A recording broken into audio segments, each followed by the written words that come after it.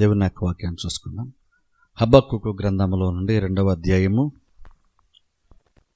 హబక్కూకు గ్రంథము 2వ అధ్యాయము. హబక్కూకు గ్రంథం 2వ అధ్యాయము 4వ వచనము నుండి 6వ వచనం వరకు చదువుకుందాం. హబక్కూకు గ్రంథము 2వ అధ్యాయము 4వ వచనము నుండి 6వ వచనం వరకు చదువుతుంది. మీరు అందరూ కూడా బైబిల్లో ఫాలో అవ్వండి. హబక్కూకు గ్రంథము 2వ అధ్యాయము 4వ వచనం నుండి 6వ వచనం వరకు చదువుకుందాం. వారు యథార్థపరులు కాక తమలో తాము అతిశయపడుదురు. అయితే నీతిమంతుడు విశ్వాసమూలముగా బ్రతుకును. మరియు ద్రాక్షారసము మోసకరము, తనను బట్టి అతిశయించువాడు నిలువడు. అట్టివాడు పాతాళమంత విశాలముగా ఆశపెట్టును. మరణమంతగా ప్రబలినను తృప్తి నొందక సకల జనములను వశపరుచుకొనును, సకల జనులను సమకూర్చుకొనును. తనది కాని దానిని ఆక్రమించి అభివృద్ధి నొందిన వానికి శ్రమ, తాకట్టు సొమ్మును విస్తారముగా పట్టుకుని వానికి శ్రమ. వాడు ఎన్నాళ్ళు నిలుచును అని చెప్పుకొనుచు వీరందరూ ఇతను బట్టి ఉపమాన రీతిగా అపహాస్యము సామెతను ఎత్తుదురు కదా. చాలు. ఈ రోజున ఈ 4వ వచనం నుండి 6వ వచనం ఉన్నటువంటి విషయాలు మనం చూసుకుందాం. దేవుడు హబక్కూకునకు చాలా విషయాలు ఇక్కడ తెలియజేస్తున్నాడు. అందులో ఈ 2వ అధ్యాయం మనం చూస్తున్నప్పుడు మరలా ఆయన దేవునికి ప్రార్థన చేసి గోపురం మీద నిలబడి కనిపెడుతున్నప్పుడు దేవుడు మరికొన్ని విషయాలు హబక్కూకునకు దేవుడు బయలుపరిచాడు. అందులో ఇక్కడ మాట్లాడుతూ దేవుడు బయలుపరిచిన విషయాల గురించి ఇక్కడ మాట్లాడుతూ దేవుడు చెప్తున్న విషయం ఏంటంటే, కల్దీలను గురించి దేవుడు ఖచ్చితమైనటువంటి కొన్ని ప్రాముఖ్యమైన విషయాలు దేవుడు హబక్కూకునకు తెలియజేస్తున్నాడు. హబక్కూకు ద్వారా దేవుడు తెలియజేస్తున్నాడు. ఇప్పుడు 4వ వచనం 6వ వచనం విషయాలు కేవలము కల్దీలకు మాత్రమే సంబంధించినటువంటి కార్యములు కాదు. గమనించిన పాత నిబంధన గ్రంథాన్ని మనం చూస్తున్నామంటే ఇదేదో చరిత్ర గ్రంథాలు, ఎవరు చరిత్ర మనం తెలుసుకుంటున్నామనే కాదు. దేవుని యొక్క వాక్యం అనేటువంటిది సజీవమైనటువంటిది, బలము కలిగినటువంటిది. సజీవమైనటువంటిది అంటే అర్థం ఏంటంటే అది ఎప్పుడూ కూడా సజీవంగా ఉంటుంది. అది ఎప్పుడూ కూడా జీవితుంటుంది. అంటే అలైవ్ అంటాం ఇంగ్లీష్లో. అంటే అర్థం ఏంటంటే అదేదో అయిపోయినటువంటి ఒక కార్యం కాదు, ఇంకను ఆ విధానం అంటే అది ఇంకను కంటిన్యూ అవుతూనే ఉంది. దేవుడు అప్పుడు ఎలాగ ఆలోచించాడో ఇప్పుడు కూడా దేవుడు అలాగుని ఆలోచిస్తాడు. అందుకని ఏంటంటే పాత నిబంధన మనం చదువుతున్నప్పుడు కూడా ఏం గుర్తుపెట్టుకోవాలంటే ఏదో మనం స్టోరీలు చదువుతున్నామని కాదు. ఇందులో కొన్ని ప్రిన్సిపల్స్ ఇందులో ఉంటాయి. అంటే కొన్ని ప్రమాణాలు ఉంటాయి. ఇందులో ప్రమాణాలు అనేటువంటి ఎప్పటికీ మారవు, అవి ఎప్పుడు కూడా పనిచేస్తూనే ఉంటాయి. అలాగని ఇక్కడ కూడా మనం చూసుకున్నప్పుడు కొన్ని విషయాలు ఇదేదో పాత నిబంధనలో ఉన్నటువంటి ఇదేదో ఇజ్రాయేల్ ప్రజల గురించో లేదనుకుంటే కల్దీల గురించోనే కాదు, కానీ ఇది మనందరి గురించి కూడా దేవుడు ఇక్కడ మాట్లాడుతున్నాడు. అందుకనే మనం కనుక మనం చూసినట్లయితే కొంచెం పైన కూడా మనం చదివినట్లయితే గత వారం కూడా మనం చూస్తారు అక్కడ దేవుడు మాట్లాడుతూ నీతిమంతుడు విశ్వాస మూలంగా జీవిస్తున్న విషయం బైబిల్ మనం చూస్తాం. అదే లాస్ట్కి మనం చూసుకున్నాం దాని గురించి కూడా మనం. ఇప్పుడంటే అర్థం ఏంటంటే ఇది పాత నిబంధనలో దేవుడు హబక్కూకు ద్వారా దేవుడు చెప్పాడు, కానీ నూతన నిబంధనలో పౌలు కూడా ఆ మాటని చాలాసార్లు వాడతాడు. అంటే అర్థం ఏంటంటే అందులో ఉన్నటువంటి కార్యాలు ఇప్పటికి కూడా అవి మార్పు లేవు. ఇప్పుడు కూడా అదే దేవుడు, ఇప్పుడు కూడా మనుషులు బేసిక్గా చాలా సందర్భం మనుషులు ఇంకొన్ని అలాగునే జీవిస్తాం. అందుకే ఏదో పాత నిబంధన ఏదో స్టోరీ మనం తెలుసుకున్నాం, అప్పుడు ఏదో జరిగినటువంటి ఒక చరిత్ర తెలుసుకుంటున్నాం అని కాదు. అది చరిత్రలో జరిగిందంటే అది మరలా రిపీట్ ఖచ్చితంగా అవుతూనే ఉంటుంది. అందుకని మనం తెలిసినప్పుడు ఇందులోంచి మనకంటూ కొన్ని నేర్చుకోవాల్సిన కొన్ని విషయాలు దేవుడు మనకి ఇందులో పెట్టాడు. అవి తెలుసుకోవడం మనం చాలా చాలా ప్రాముఖ్యం. అందుకే స్పెసిఫిక్ ఈరోజు కూడా అలాంటి విషయాలు మనం చూస్తాం. ఇక్కడ దేవుడు హబక్కూకు ద్వారా మాడుతూ కల్దీల గురించి దేవుడు కొన్ని విషయాలు చెప్తున్నాడు. కల్దీల గురించి అన్నప్పుడు ఒక దేశం గురించి, అదే టైంలో స్పెసిఫిక్గా రాజు గురించి కూడా దేవుడు మాట్లాడుతున్నాడు. ఆ జనము గురించి, అలాగనే ఆ జనమును పరిపాలిస్తున్న రాజు గురించి కూడా దేవుడు మాట్లాడుతున్నాడు. ఇక్కడ మాడుతూ ఆ రాజుకి, ఆ రాజ్యమునకు, ప్రజలకి సంభవించబోయేటువంటి కార్యము దేవుడు మాట్లాడుతున్నాడు. ఇప్పుడు చూడండి, అది మనం అర్థం చేసుకోవడం ప్రాముఖ్యం. ఒకసారి కొంచెం మనం వెనక్కి వెళ్తే దేవుడు ఏం చెప్పాడు మొదటి అధ్యాయంలో అంటే అసలు హబక్కూకు ప్రార్థన చేశాడు దేవునికి. ఇజ్రాయేల్ ప్రజలు అందరూ కూడా పాపంలో జీవిస్తున్నారు, వాళ్ళు ఇష్టానుసారంగా జీవిస్తున్నారు, కాబట్టి తీర్పు తీర్చమని, వాళ్ళు శిక్షించమని హబక్కూకు దేవుని యొక్క న్యాయ తీర్పు కొరకు దేవునికి ప్రార్థన చేశాడు. అలా ఎప్పుడైతే హబక్కూకు ప్రార్థన చేశాడో దేవుడు హబక్కూకునకు కొన్ని విషయాలు బయలుపరిచాడు. అందులో హబక్కూకు ఆశ్చర్యం కలిగిన విషయం ఏంటంటే దేవుడు మాట్లాడుతూ నేను ఇజ్రాయేల్ ప్రజలను శిక్షించడానికి అన్యజనులను నేను లేవనెత్తుతున్నాను, వాళ్ళని సిద్ధపరుస్తున్నాను, వాళ్ళు ఆల్రెడీ బయలుదేరని దేవుడు చెప్పాడు. దానికి హబక్కూకు షాక్ అయ్యాడు. ఎందుకంటే దేవుడు శిక్షిస్తే బహుశా దేవుడే నేరుగా శిక్షిస్తాడేమో, లేదంటే వేరే వేరేగా ఉన్నటువంటి ప్రజలంటే ఎందుకంటే శ్రేష్టమైనటువంటి వారిని యూస్ చేసుకొని అల్పమైనటువంటి భక్తి చూస్తున్న వారిని శిక్షిస్తారేమో అని హబ్బక్కు అనుకున్నాడు. అండ్ బేసిక్గా దేవుడు ఎలా పని చేసిన హబ్బక్కు అనుకుంటే ఆత్మ సంబంధంగా అల్పంగా ఉన్నటువంటి వారిని శిక్షించడానికి, ఆత్మ సంబంధంగా ఉన్నతంగా ఉన్నటువంటి వారిని దేవుడు వాడుకుంటాడేమో అనుకున్నాడు.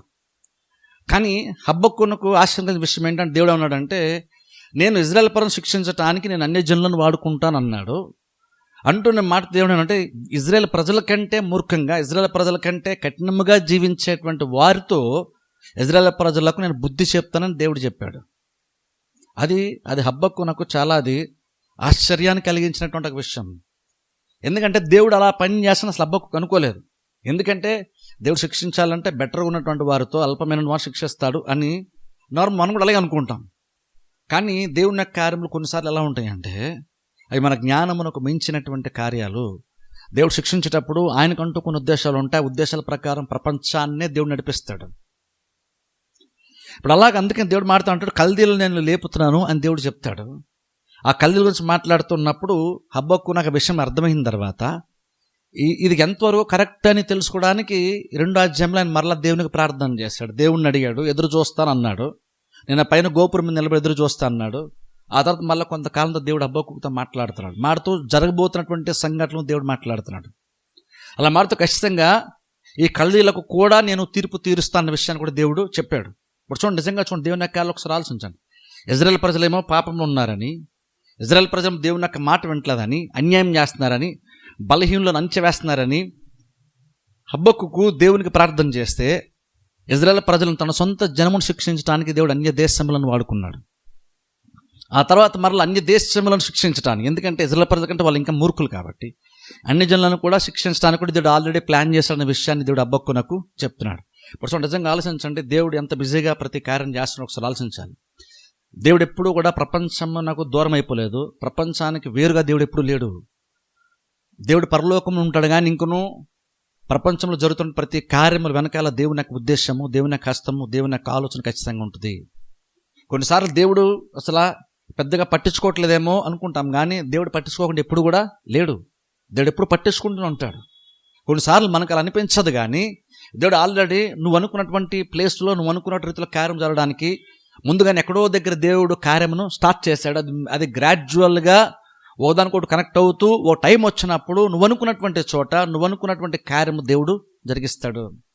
అంటే దేవుడు అంత ఉన్నతంగా, దేవుడు అంత బ్రాడ్గా దేవుడు ఆలోచన చేస్తాడు. అదే హబ్బక్కునకు దేవుడు ఆ విషయాలు బయలుపరుస్తూ వచ్చాడు. అలా బయలుపరుస్తూ కల్దీల గురించి ఇక్కడ దేవుడు మాడుతూ చెప్తున్న మాట ఏంటంటే, వారు 4వ వచనం, వాళ్ళు యథార్థపరులు కాక తమలో తాము అతిశయపడుదురు, అయితే నీతిమంతుడు విశ్వాసం మూలంగా బ్రతుకు. ఇక్కడ చూడండి, విశ్వాసం గురించి మనం చూస్తున్నాం. అలాగునే తమను బట్టి తమలో తాము అతిశయపడేటువంటి స్థితి గురించి చూస్తున్నాం. ఇక్కడ చూడండి, 2 రకాలైనటువంటి విధానాలు. మనుషులు జీవించేటప్పుడు ఎలా జీవిస్తున్నారు? నార్మల్ మనుషులు ఎలా జీవిస్తారంటే బేసిక్గా ఈ 2 రకాలుగానే మనుషులు జీవిస్తారు. ఒకటి ఎలా జీవిస్తారంటే తమను బట్టి తాము అతిశయపడుతూ జీవించేటువంటి గుంపు ఉంటుంది ప్రపంచము. అది కాకుండా మరికొంతమంది, ముఖ్యంగా దేవుని నమ్మినటువంటి వారిలో కూడా కొంతమంది విశ్వాస మూలంగా జీవించేటువంటి వాళ్ళు ఉంటారు. ఇప్పుడు చూడండి, తమను బట్టి అతిశయపడేటువంటి వారు అని అంటున్నప్పుడు అదంతా వేరే ప్రపంచం గురించో లేదా అన్యుల గురించి అని కాదు. ఈవెన్ విశ్వాసులు అంటే మనం కూడా కొన్ని సందర్భంలో అలాగునే బ్రతుకుతాం. కానీ ఎలా బ్రతకాలి, ఎలా బ్రతికితే శ్రేష్టంగా ఉంటుంది అంటే దేవుడు ఇక్కడ మాట్లాడి చెప్తున్నాడు ఏమంటే, నీతిమంతుడు విశ్వాస మూలంగానే జీవిస్తాడు. అంటే అర్థం ఏంటంటే నిన్ను బట్టి నువ్వు అతిశయపడకుండా జీవించడమే విశ్వాస జీవితము. కానీ ప్రాబ్లం ఏంటంటే ఈ రోజుల్లో మనుషులంగా మనకి ఏంటంటే మనల్ని బట్టి మనం అతిశయపడడం మనకు చాలా ఇష్టం. ఇప్పుడు అలా ఇక్కడ కూడా చూడండి, దేవుడు మాటతో చెప్తున్నాడు, ఇజ్రాయెల్ ప్రజల గురించి అయినా సరే దేవుడు చెప్తున్నాడు. అలాగనే కల్దీల గురించి దేవుడు మాటతో చెప్తున్న మాట ఏంటంటే, స్పెసిఫిక్ కల్దీ గురించి మాట్లాడితే అక్కడ దేవుడు అంటాడు, కల్దీలు ఎలాంటి వాళ్ళు అంటే, ఈవెన్ మనం మొదట అధ్యాయంలో మనం చూసారు, వాళ్ళు యుద్ధమునకు వచ్చేటప్పుడు వాళ్ళు చాలా పకడ్బందీగా, చాలా బలంగా, చాలా సిద్ధపాటుతో వాళ్ళు ప్రతి రాజ్యం మీద యుద్ధానికి వాళ్ళు వెళ్తూ జయించుకుంటూ వస్తూ ఉన్నారు. ఎంత ఆశ్చర్యం కలిగిన విషయం ఏంటంటే, బైబిల్ బహుశా మరి వేరే చోట ఎక్కడ కూడా చదవం మనం. ఎలాగంటే ప్రాకారం ఉన్నప్పుడు కొన్ని సందర్భాలు బైబిల్ మనం చూస్తే యెరూషలేం ప్రాకారాల బయట శత్రువులు ఆ ప్రాకారాల బయట ఉండి కాపు కాసుకున్నట్టు బైబిల్ మనం చాలా సందర్భాల్లో చూస్తాం. ఎందుకంటే ప్రాకారాల బయట కాపు కాసినప్పుడు లోపలికి బయటికి రాకపోక లేనప్పుడు ఆహారం అనేటువంటిది సప్లై తగ్గిపోద్ది. ఇప్పుడు తగ్గిపోతున్నప్పుడు ఆటోమేటిక్గా లోపల ఉన్నటువంటి వాళ్ళు సరెండర్ అయిపోతారు శత్రువులకి. నార్మల్గా బైబిల్లో ఇజ్రాయెల్ చరిత్రలో అలాగని కొంతమంది యుద్ధం చేయడం, శత్రువులు యుద్ధం చేయడం బైబిల్ మనం చూస్తాం. కానీ వీళ్ళు కల్దీలు ఎంత బలమైనటువంటి వాళ్ళు అంటే, వీళ్ళు ప్రాకారాలు ఉన్నాయి కదా అని ఆగిపోయేటువంటి వాళ్ళు కూడా కాదట.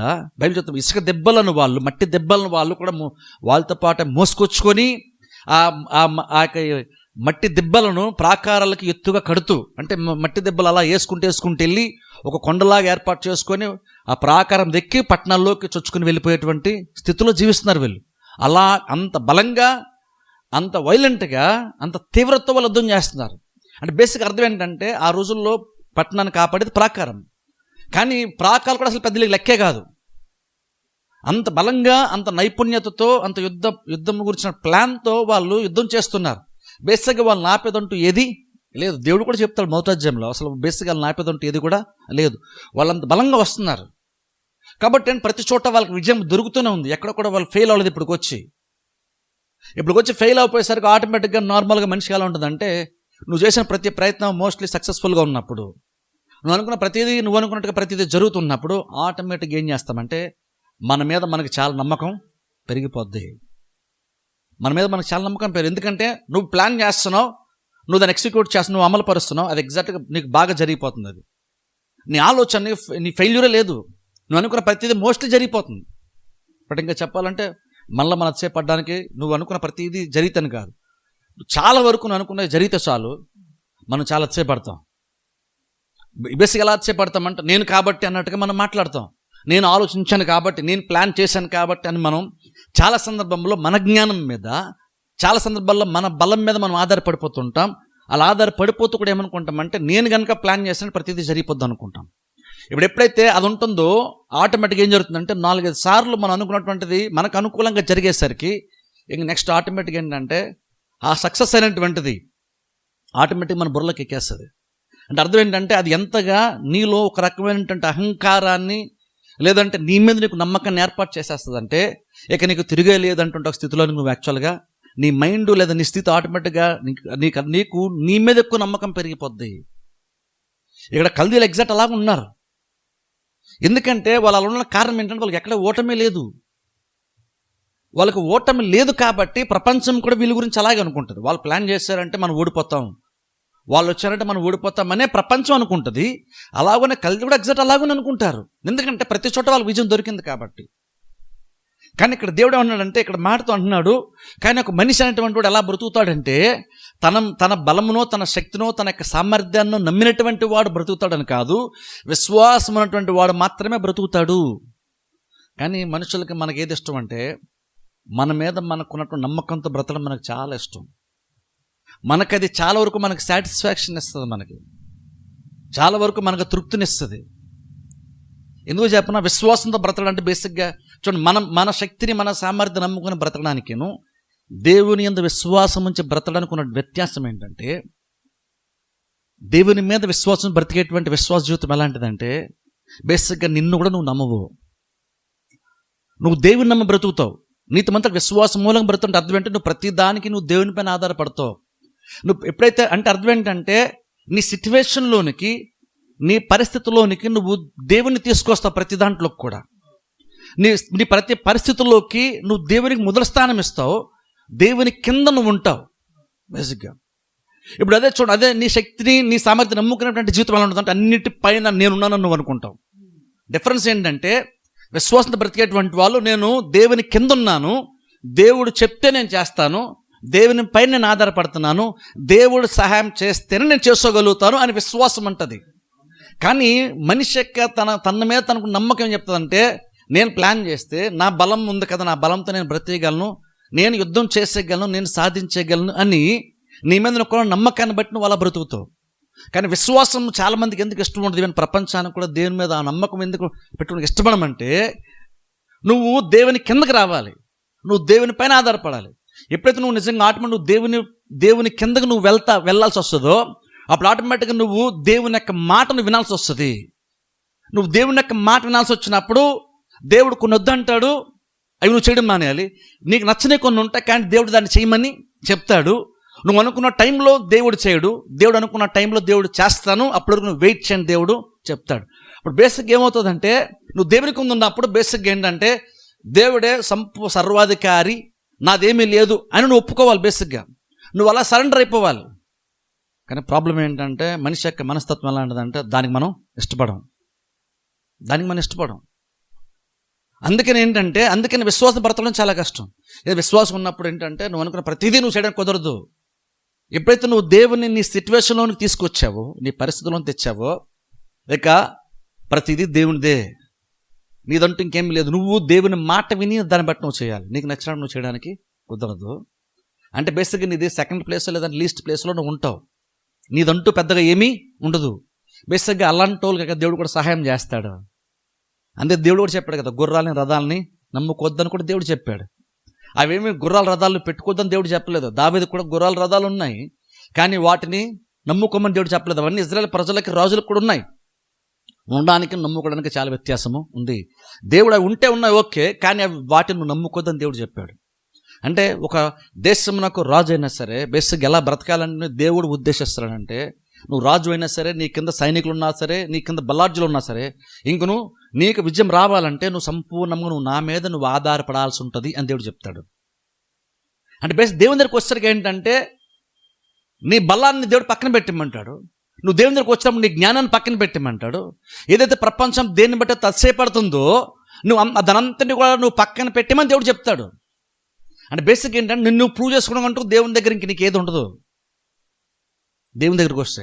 అందుకని బేసిక్ చాలా సందర్భాలు ఏంటంటే మనం దేవుని మాట అంటే కూడా మనకు పెద్దగా ఇష్టం ఉండదు. ఎందుకంటే దేవుడు ఏంటంటే నీకున్నటువంటి నీకు శరీర సంబంధమైన మనస్తత్వాన్ని, అచ్చయపడేటువంటి దాని అంతటి కూడా దేవుడు తగ్గించే ప్రయత్నము చేస్తాడు. అప్పుడు మనుషుల దృష్టిలో నువ్వు తగ్గాల్సి ఉంటుంది. నువ్వు తగ్గుతున్నాడు, నువ్వు కనబడతావు. అది బేసిక్గా మనకు అది నచ్చదు. అందుకనే మన మీద మనం ఆధారపడ్డ ఇష్టం. అందుకని ఇప్పుడు సెల్ఫ్ కాన్ఫిడెన్స్ అనేటువంటిది ఇప్పుడు చాలా పెద్ద టాపిక్. ఇప్పుడు ఈ రోజుల్లో స్పెసిఫిక్గా చూసుకుంటే, ఈరోజు ఫస్ట్ ఆఫ్ ఆల్ చాలామంది ఏం చెప్తారంటే, నువ్వు ఏదైనా సాధించాలంటే ముందు నీ మీద నమ్మకం ఉండాలంటారు. అది ఒక రకంగా వినడానికి కరెక్ట్ అనిపిస్తుంది, కానీ దేవుని దగ్గరికి వచ్చేసరికి దేవుడు అయితే నీ మీద నమ్మకుండా దేవుడు చెప్పట్లేదు, నీకు నా మీద నమ్మకుండా దేవుడు చెప్తాడు. సరే, అసలు ఫస్ట్ స్టెప్లోనే దేవుడు ఏంటంటే నువ్వేదైతే గొప్ప అనుకుంటావు, నీ మీద నీకు నమ్మకము, నీ జ్ఞానం మీద, నీ బలం మీద నువ్వు సాధించగలవు అనేటువంటిది ఏదైతే ఆ గొప్పతనం అనేటువంటిది బేసిక్గా ప్రత్యేకత ఉంటుందో దేవుడు దాన్నే ముందు నువ్వు పక్కన పెట్టేసి అంటున్నాడు. ఇప్పుడు ప్రాబ్లం ఏంటంటే అది పక్కన పెట్టేస్తే నువ్వు మనుషుల దగ్గర నువ్వు వచ్చేపడ్డా నీకంటూ ఏమీ ఉండదు. అది మనకు ప్రాబ్లం. వీరు క్రిస్టియన్స్ కూడా అదే ప్రాబ్లం తెలుసా. మనం కొన్నిసార్లు ఎందుకు బేసిక్గా తగ్గమంటే, తగ్గితే మనుషుల దృష్టిలో మనం తక్కువైపోతామని మనం తగ్గడానికి ఇష్టపడం మనం. కానీ దేవుని దగ్గర అలా పనిచేయదు. దేవుని దగ్గరకు వచ్చినప్పుడు అలా పనిచేయదు. అందుకని బేసిక్ దేవునికి లోబడ్డము, విశ్వాస సంబంధ భర్తలు. అందుకనే చాలా సందర్భంలో విశ్వాసాలు కూడా కష్టం. ఎందుకు కష్టం అంటే నువ్వు నీ గురించి మాట్లాడుకోవడం అసలు ఏముండదు అక్కడ. నువ్వు దేవుని గురించే మాట్లాడాల్సి వస్తుంది అక్కడ.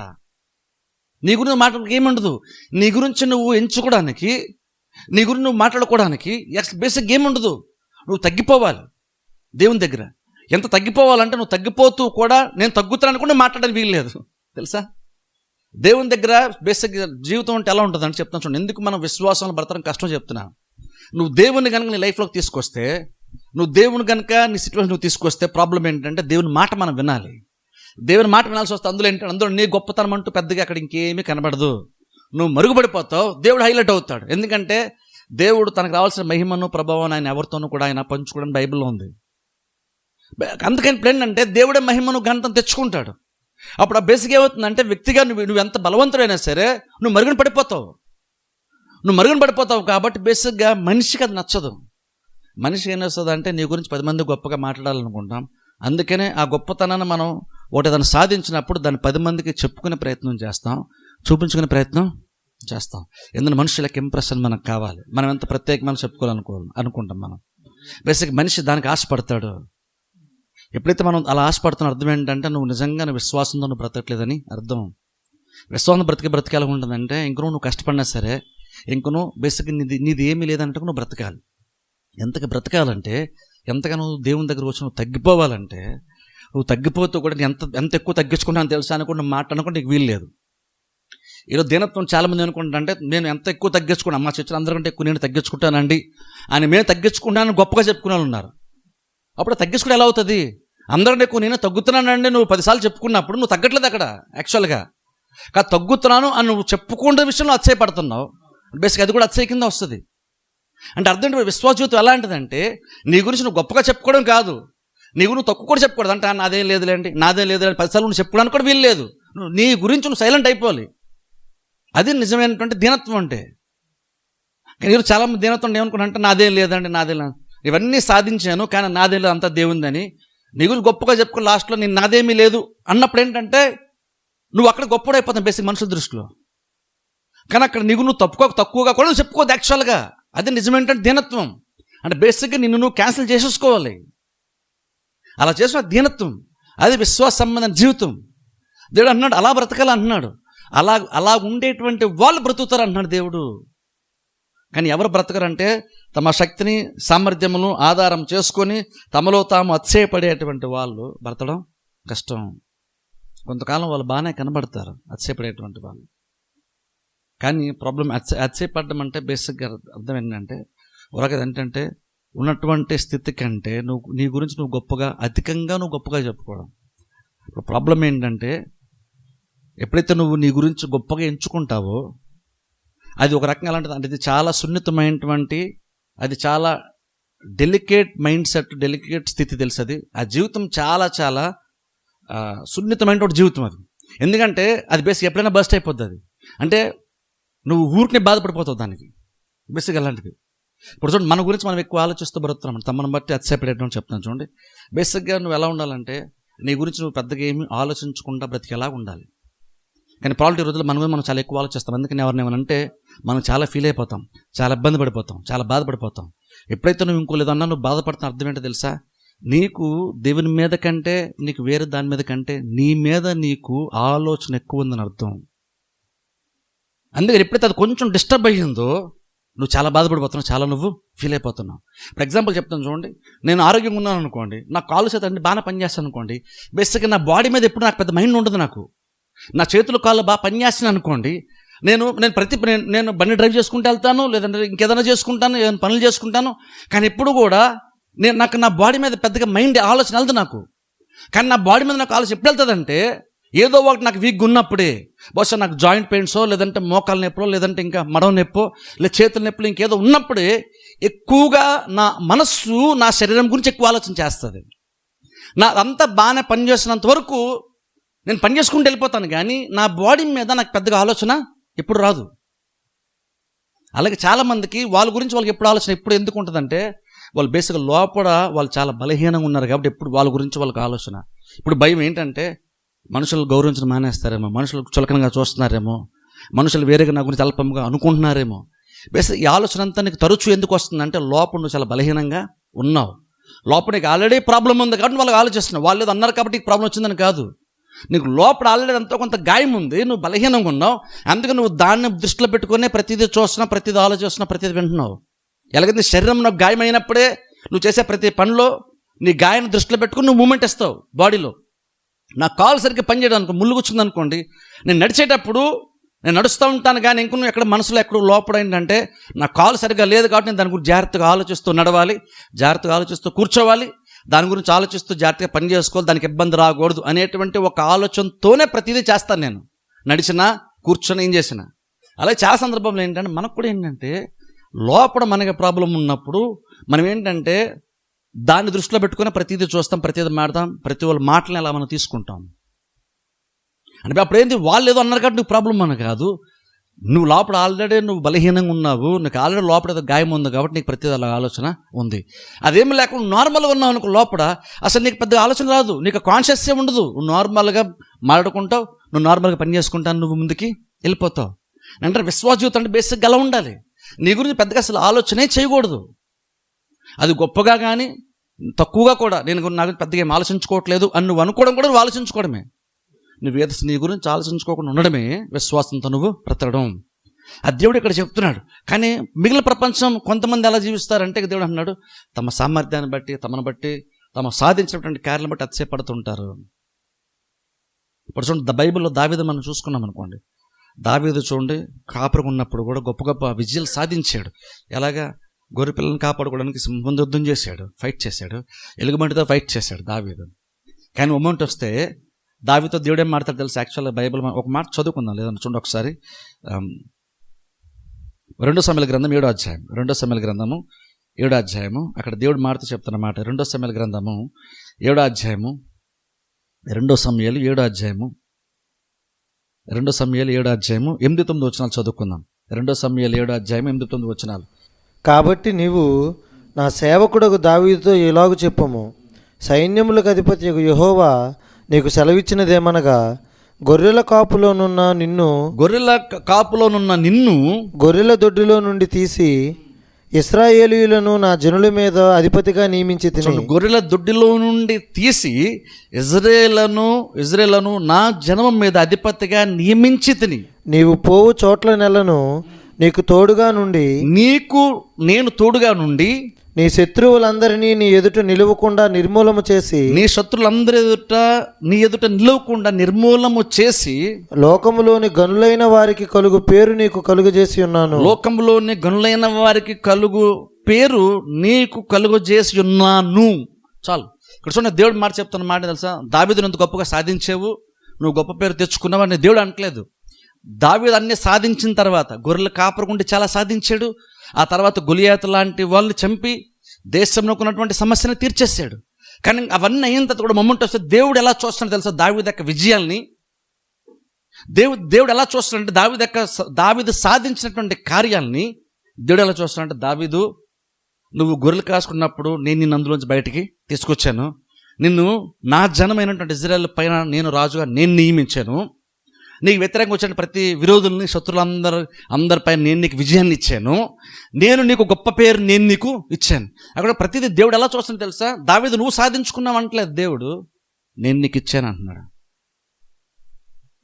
ఇప్పుడు చూడండి, మనం ఎన్ని సాధించుకున్నా సరే అంత ఇంత నువ్వు ఎగ్జాక్ట్ నీ గురించి నువ్వు సాధించిన గొప్ప కార్యాల గురించి నువ్వు ఇలా చూడడం నేర్చుకోవాలి. ఎలా తెలుసా?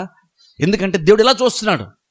ఇప్పుడు చూడండి, ఇప్పుడు దావీదనే కాదు, మనమైనా సరే ఏ గొప్పగా సాధించుకున్నా సరే ఎప్పటికీ దేవుడు నీ గురించి నా గురించి మాట్లాడితే ఇలాగే మాట్లాడతాడు తెలుసా? ఎప్పుడు దావీదు గురించి అనే కాదు, నీ గురించి నా గురించి మాట్లాడితే దేవుడు ఇలాగే మాట్లాడతాడు. అంటే అర్థం ఏంటి? ఇప్పుడు నువ్వు కరెక్ట్గా కనుక నీ మైండ్ కరెక్ట్గా ఆలోచించాలంటే నువ్వు ఎలాగ ఆలోచించాలి, నీ స్థితి గురించి, నువ్వు సాధించినటువంటి కార్యాల గురించి నువ్వు ఎలాగ ఆలోచించాలో తెలుసా? ఇలాగ ఆలోచించాలి. అంటే ఎలాగంటే, నేను చేసింది కాదు, నేను ఎలుకబంటిలో నుండి నోట్లోంచి గొర్రెపిల్ల నేను రక్షించుకుంది కాదు, సింహం నోట్లో నేను రక్షించుకుంది కాదు, దేవుడు సహాయం చేస్తే నేను ఆ కార్యాన్ని చేశాను. నేను అందులోంచి బయట రావాలి, గొర్రెల మందులోంచి నేను బయట రావాలి, దొడ్లో బయట నేను అనుకుంటే కాదు, దేవుడు నన్ను బయట తీసుకొస్తే నేను బయటకు వచ్చాను. దేవుడి సింహాసనం మీద కూర్చోపెడితే నేను కూర్చున్నాను. శత్రువులపైన దేవుడు నాకు పై చేయనిస్తే నేను పై చేయి సాధించాను. దేవుడు నాకు గొప్ప పేరును ఘనతను దేవుడు ఇస్తే ఘనతను నేను పొందుకున్నాను. సరే, దేవుడు ఎలా ప్రతిదీ దావీదు సాధించుకున్నట్లుగా చూడట్లేదు. నేను అనుకుంటే నీకు వచ్చింది, నేను ఇవ్వాలనిపించినప్పుడు నేను నీకు ఇచ్చానని చెప్తున్నాడు దేవుడు దావీదుతో. బేసిక్గా మనం కూడా ఎలా చూడో తెలుసా? నువ్వు కరెక్ట్గా నువ్వు విశ్వాసంతో బ్రతుకుతూ, నీతిమంతుల విశ్వాసం మూలంగా జీవించిన బైబిల్ ఉంది కాబట్టి నువ్వు నిజంగా బ్రతుకుతూ, నువ్వు నెగిటివ్ సిచ్యువేషన్లో కూడా డోకలేనంటే స్థితిలో నువ్వు బ్రతకాలంటే విశ్వాసంగా బ్రతకాలి. ఎందుకో తెలుసా? ఎందుకంటే నువ్వెంత బలవంతుడైనా సరే, ఎంత జ్ఞానవంతుడైనా సరే, ప్రతి దానికి ఒక ఎండ్ ఉంటుంది తెలుసా? నీ జ్ఞానమునకు ఒక హద్దు ఉంటుంది, నీ బలానికి ఒక పరిమితి ఉంటుంది ఖచ్చితంగా. కాదు, కొన్ని సందర్భంలో అది ఉన్నప్పుడు మనకు అనిపించదు, అది షాకింగ్. ఇప్పుడు అందుకే చూడండి, బలాన్ని జ్ఞానాన్ని వీటిని నమ్ముకున్నటువంటి వాళ్ళ ప్రాబ్లం ఏంటంటే, వాళ్ళ అలాంటి మైండ్ సెట్తో ఉన్నారని కాదు, ఓ మొమెంట్ వస్తే వాళ్ళు ఏదైతే నమ్ముకున్నారో అది వాళ్ళని వదిలేసినప్పుడు వాళ్ళు డిప్రెషన్ గురవ్వాల్సి వస్తుంది. ఎందుకంటే వాళ్ళు ఈరోజు ఉండి రేపు పోయేటువంటి అల్పమైనటువంటి దాన్ని నమ్ముకొని బ్రతుకుతున్నారు. కాబట్టి ఈరోజు బాగున్నా సరే ఏదో మూమెంట్లో వాళ్ళు ఎంత డెలికేట్ సిచ్యువేషన్ ఉన్నారంటే, ఏదో సందర్భంలో వాళ్ళు నిరుత్సాహానికి గురవ్వక తప్పదు. ఎందుకంటే బలమైన శక్తి అన్నా నువ్వు దేన్ని నమ్ముకో, డబ్బునైనా సరే నమ్ముకో, అది ఒక టైం వస్తే అది నీకు అక్కడికే రాదని దేవుడు చెప్పేశాడు. అంటే అర్థం ఏంటి? దాన్ని నమ్ముకొని నువ్వు 10 సార్లు 15 సార్లు 20 సార్లు నువ్వు కొన్ని సాధించుంటావు. కానీ ఏదో మొమెంట్ వస్తుంది, 21సారి 25సారి ఏదో మొమెంట్ వస్తుంది. ఆ మొమెంట్ వచ్చినప్పుడు అది నీకు సపోర్ట్ చేయలేనప్పుడు నువ్వు డిప్రెషన్కి గురవ్వాల్సిన పరిస్థితి వస్తుంది. కానీ విశ్వాసం జీవించేటువంటి వాడు ఏంటంటే దేవుని పైన ఆధారపడుతున్నాడు. కాబట్టి దేవుడు ఎప్పుడు అంతమైపోడు, దేవుడు ఎప్పుడు మారిపోడు. దేవుని దగ్గర రిసోర్సెస్ ఏం తక్కువ కాదు. ఆయనకి బలములోనే కానీ, పరాక్రమంలోనే, సామర్థ్యంలోనే కానీ ఆయనకు లోటంటూ లేదు. కాబట్టి నీకు ఎప్పటికీ ఆగిపోయినటువంటి ఒక ఆయన దగ్గర నుంచి కంటిన్యూగా నీకు సహాయం వస్తాను ఉంటుంది. ప్రపంచం ఎక్కడైనా సరే ఏదైనా ఆగిపోద్దేమో, ఆయన దగ్గర నుంచి సపోర్ట్ మాత్రం నీకు ఎప్పటికీ ఆగేదే లేదు. అందుకనే నువ్వు నీ బలంతో కనెక్ట్ అవ్వకూడదు, నువ్వు దేవునితో కనెక్ట్ అవ్వాలి. నీ బలమును నమ్ముకోకూడదు, నువ్వు దేవుని నమ్ముకొని బ్రతకాలి. తెలుసా, ఇక్కడ కల్దీల ప్రాబ్లం ఏంటంటే వాళ్ళు తమ బలాన్ని నమ్ముకొని బ్రతుకుతున్నారు. అందుకే దేవుడు మారుతా అంటున్నాడు అక్కడ, ఓ టైం వచ్చినప్పుడు ఖచ్చితంగా వాళ్ళకు నిరుత్సాహాన్ని గురవాల్సిన పరిస్థితి ఖచ్చితంగా వాళ్ళకి వస్తుంది. దేవుడు మన హబ్బ గ్రంథంలోకి వెళ్దాం చూడండి. మాట దేవుడు 5వ వచనం అంటున్నాడు, హబ్బ గ్రంథం 2వ అధ్యాయం 5వ వచనంలో, మరియు ద్రాక్షారసం మోసకరము, తనను బట్టి అతిశయించువాడు నిలువడు, అట్టివాడు పాతాళమంత విశాలముగా ఆశ పెట్టును, మరణమంతగా ప్రబలినను తృప్తి నొందక సకల జనములను వర్షపరుచుకొనుచు సకల జనములను సమకూర్చుకొని. గమనించండి, దేవుడు మాట చెప్తున్న మాట చూడండి. బలాన్ని నమ్మి అతిశయించి ఆ బలాన్ని బట్టి చాలా కార్యాలు సాధించినటువంటి కల్దీలతో దేవుడు చెప్తున్న మాట ఏంటో తెలుసా? వాళ్ళ భవిష్యత్తుకు దేవుడు మాట అంటున్నాడు, మరియు ద్రాక్షరస మోసకరము, తనను బట్టి అతిశయించువాడు నిలబడు, అట్టివాడు పాతాళమంత విశాలముగా ఆశ పెట్టుకొనును. సరే, పాతాళమంత చూడండి, బైబిల్ చూడండి, ఆశ గురించి మాట్లాడుతూ పాతాళమంత విశాలంగా ఆశ పెట్టుకుని అంటే అంత ఎక్కువ ఆశపడతాడు. పాతాళమునకు లోతు అనేటువంటిది లేదు. పాతాళం అది చాలా విశాలమైనటువంటిది, దానికి లిమిటేషన్స్ ఉంటుంది, దానికి ఏమీ లేవు. ఇక్కడ తమ శక్తిని ఆధారం చేసుకుని బ్రతికేటువంటి వాళ్ళు కూడా అంత ఎక్కువ ఆశపడతారంట. అంటే బేసిక్గా వాళ్ళ ఆశలకి లిమిట్ ఉండదు, వాళ్ళ ఆశలకి వాళ్ళ కోరికలకి హద్దు వాళ్ళకి ఉండదు. అంటూ అక్కడ దేవుడు ఇంకా మాట్లాడుతున్నాడు, మరణము అంతగా ప్రబలినను తృప్తి నొందక. సరే, అంటే చూడ అక్కడ అంటే గొప్పగా వాళ్ళు చాలా సాధించిన తర్వాత కూడా ఆ గొప్పగా సాధించడాన్ని దేవుడు మరణముతో పోలుస్తున్నాడు. ఎందుకంటే మరణం నాకు హద్దు అంటూ లేదు, దానికి లిమిటేషన్ అంటూ లేదు, అది ఎవరి కంట్రోల్లో ఉండదు, అది చాలా బలమైనటువంటిది. అంతగా వాళ్ళు మరణం అంతగా సాధించిన తర్వాత కూడా ఇంకొన్ని వాళ్ళకి తృప్తి అన్నది ఉండదంట. తెలుసా, సరే ఆలోచించండి, అంత సాధించిన మనిషి తృప్తి లేకుండా బ్రతుకుతాడా? అంటే దేవుడు అంటున్నాడు, అంత తన శక్తిని తన సామర్థ్యమును నమ్ముకుని బ్రతికేటువంటి వాళ్ళు బ్రతికేలా ఉంటుంది. తెలుసా, అంత సాధించిన తర్వాత తృప్తి ఉండదంట వాళ్ళకి. తెలుసా, తృప్తి ఉండదంట. అంత ఎక్కువ ఆశ ఉంది, ఆశతో వారి జీవితాన్ని మోటివేట్ చేసుకుంటూ ప్రతిదీ సాధించుకుంటే ఉద్దేశంతో వెళ్తున్నారు, చాలా సంపాదించుకుంటున్నారు. ఇక్కడ కల్దీలు చాలా వాళ్ళ రాజ్యమును వాళ్ళు విస్తరింప చేసుకుంటూ వెళ్తున్నారు. జయించిన ప్రతి రాజ్యం కూడా వాళ్ళదే. ఆలోచించండి, అలా ఒక 5 రాజ్యాల మీద యుద్ధానికి వెళ్ళి 5 రాజ్యములను ఆయన తన కంట్రోల్ తెచ్చేసుకున్నాడు. అంటే ఇప్పుడు సడన్గా ఆలోచించి ఆయన యొక్క పరిపాలన ఎంత డెవలప్ అయిపోయింది చూడండి, ఆయన ఎంపైర్ ఎంత ఎస్టాబ్లిష్ అయిపోయింది, ఎంత ఎక్స్టెండ్ అయిపోయింది చూడండి. ఆయన ఇన్ని రాజ్యంలో కానీ చక్రవర్తి అయిపోతున్నాడు. అయినను ఇంకను బైబిల్ దేవుడు చెప్తున్నాడు, ఇంకను వాళ్ళకి ఆశకి హద్దు ఉండదు, వాళ్ళకి ఎప్పటికీ తృప్తి కూడా వాళ్ళకి ఉండదు.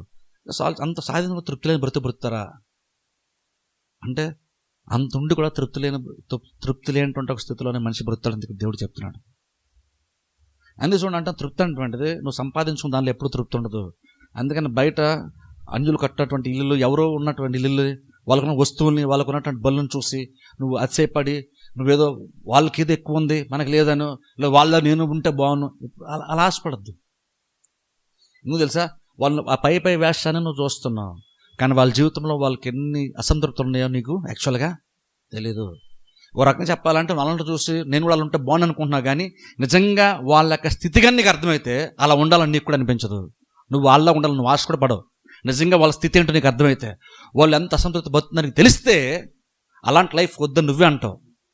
కాదు, నువ్వు పైపైన ప్రతిదీ చూస్తావు కాబట్టి నేను కూడా వాళ్ళలాగా ఉంటే బాగున్ను, వాళ్ళలాగా మంచి బట్టలు వేసుకుంటే బాగున్ను, వాళ్ళలాగా నేను కూడా ఇలా ఉంటే బాగున్ను, వాళ్ళ నేను అనుకున్న ప్రతిదీ కొనుక్కుంటే బాగున్ను అనుకుంటున్నావు. కానీ వాళ్ళ అసంతృప్తి యాక్చువల్ నీకు తెలియదు కాబట్టి వాళ్ళలాగా ఉంటే బాగున్ను అనుకుంటున్నావు. కానీ యాక్చువల్ నీకు నిజంగా వాళ్ళ స్థితి ఏంటో, వాళ్ళ యాక్చువల్ స్థితి నీకు అర్థమైతే అలాంటి బ్రతుకు నువ్వు కూడా ఇష్టపడవు. బేసిక్గా అలాంటిది వద్దని నువ్వు అనుకుంటావు. కాకపోతే మనం పైపైన చూస్తున్నాం కాబట్టి అలా నేను కూడా ఉంటే బాగుంది ఆశపడుతున్నావు. కానీ బేసిక్గా అవన్నీ ఉన్నాయి కాబట్టి మనిషి తృప్తిగా ఉన్నాడా అంటే అన్ని రాజ్యములపైన విజయం సాధించిన తర్వాత కూడా మరణం అంత ఆశ ఉండి అంతలాగా వాళ్ళు సంపాదించుకున్న తర్వాత కూడా వాళ్ళకి తృప్తే లేనటువంటి బ్రతుకు. సరే ఆలోచించండి. కానీ కీర్తన గ్రంథంలో 23 కీర్తన మనం చూసాం అనుకోండి, అక్కడ దావీదు మాటతో తృప్తి గురించి, సమాధానం, నెమ్మది గురించి మాట్లాడతాడు. యెహోవా నా కాపరి నాకులేం కలదు, పచ్చిగల్ల చోట్ల ఆయన నన్ను పరుండ చేయుచున్నాడు. పరుండ చేయడం అర్థం ఏంటి? నెమ్మదితో ఉండడం, రిలాక్స్డ్గా ఉండడం, ఏ టెన్షన్స్ లేకుండా ఉండడం. దేవుడు కాపరిగా ఉంటే నాకు టెన్షన్ లేదంటున్నాడు దావీదు.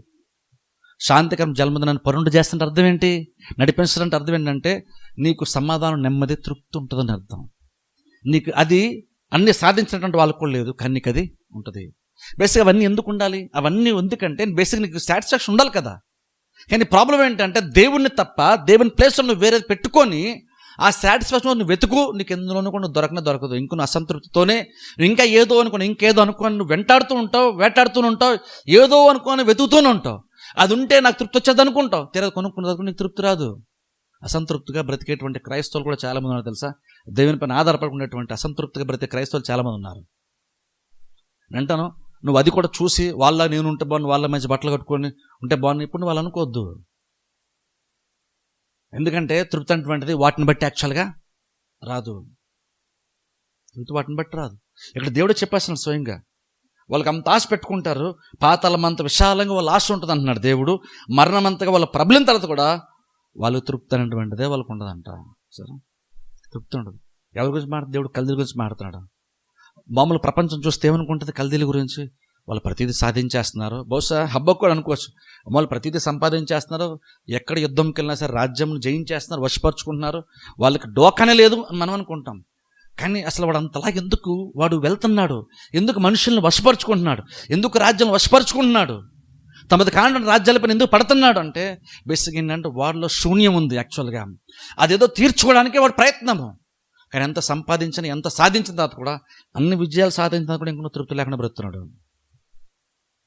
తెలుసా, అలెగ్జాండర్ దగ్గర చూసారా? చాలా సందర్భాల్లో జ్ఞానపూర్వకులు చాలా మంది చెప్తారు. చూడండి, అలెగ్జాండర్ దగ్గర చాలా సంపాదించాడు, కానీ చచ్చిపోయినప్పుడు నేను ఏం తీసుకెళ్ళలేదని చేతులు బయటపడిన చాలా మంది జ్ఞాపక కూడా చెప్తారు. చూసారా, అది వాస్తవం. అది ఆల్మోస్ట్ అలా ప్రపంచాన్ని జయించాడు అలెగ్జాండర్.